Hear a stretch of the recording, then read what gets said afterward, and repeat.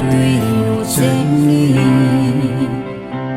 tuy không lên xin bằng giờ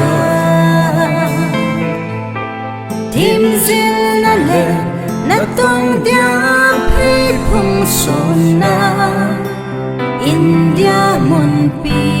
delitol pia Chile nam ngay yut na le pathin lo pi na dia kiloi khom na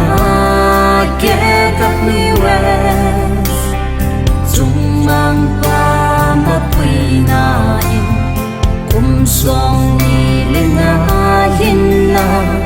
silvan chu beli imuta ve pathi lo pi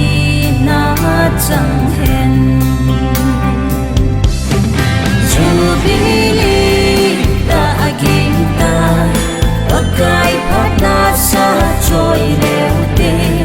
kipa na zai la no yu te lam hong re kipa na na ton sorry amin ki thang sing hen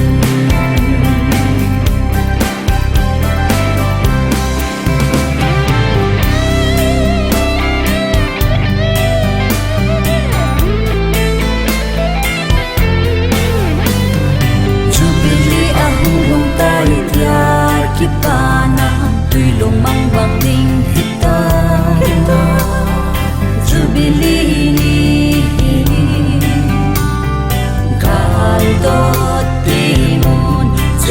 Jerusalem, people tim sa bang inang